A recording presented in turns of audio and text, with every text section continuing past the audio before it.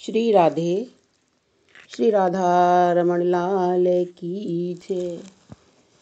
तो आज हम बात करते हैं संक्रांति कब मनाई जाती है।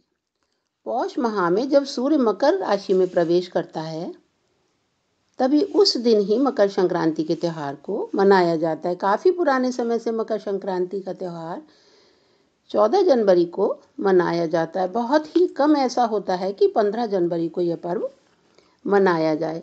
इस दिन सूर्य जो है वो धनु राशि को छोड़ करके मकर राशि में प्रवेश करता है। इस दिन गंगा यमुना में स्नान करके सूर्य देवता की पूजा की जाती है, क्योंकि इस दिन सूर्य का विशेष महत्व है। सूर्य ही जो है वो अपनी एक राशि को छोड़कर दूसरी राशि में प्रवेश करता है, और क्योंकि वो मकर राशि में प्रवेश करता है और संक्रांति होती है, इसलिए इस पर्व को मकर संक्रांति के नाम से पुकारा जाता है।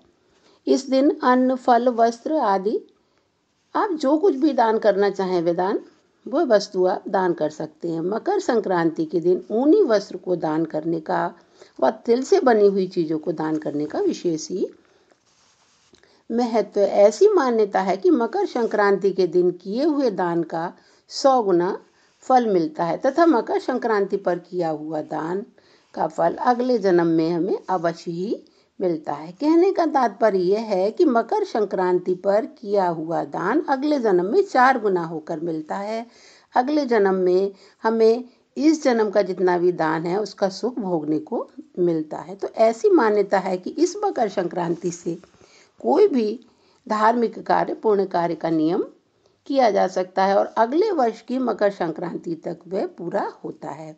जैसे मकर संक्रांति से सूर्य देवता को जल चढ़ाने का नियम, ठाकुर जी का चरणामृत लेने का नियम, अपने सास ससुर पति का चरणामृत लेने का नियम, तुलसी पूजा करने का नियम, साल भर तुलसी जी का दीपक जलाने का नियम और ठाकुर जी की देहली पूजने का नियम और मंदिर में दीपक जलाने का नियम, तो कोई भी धार्मिक कार्य करने का नियम जो है वो मकर संक्रांति से लिया जा सकता है।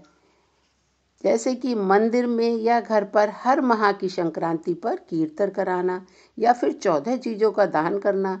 तो इसमें ऐसा होता है कि जिनकी सामर्थ्य नहीं है एक साथ 14 वस्तुओं को, बर्तनों को या किसी भी चीज़ को वो दान करें, उनकी आर्थिक दृष्टि से वे कमज़ोर हैं तथा उनकी नहीं है तो एक साथ वे नहीं कर सकते हैं।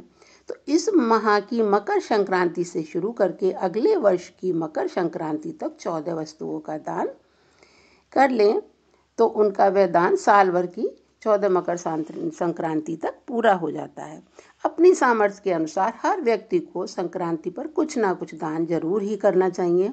हाँ, एक आवश्यक बात यह है कि जो व्यक्ति गंगा यमुना में स्नान नहीं कर सकते हैं वह अपने स्नान के जल में थोड़ा सा गंगा जल या यमुना जल अवश्य ही मिला लें, जिससे कि गंगा स्नान का और यमुना स्नान का पुण्य प्राप्त होता है।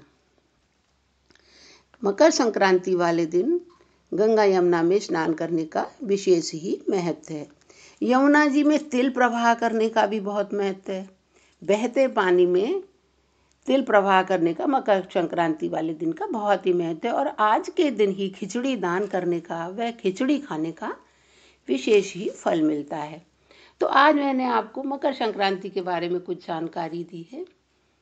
आज मैं अपनी वाणी को यहीं विराम देती हूँ। अगर आपको मेरी जानकारी अच्छी लगी हो तो आप अपने दोस्तों के साथ शेयर करिए। श्री राधे, श्री राधा रमण लाल की जय।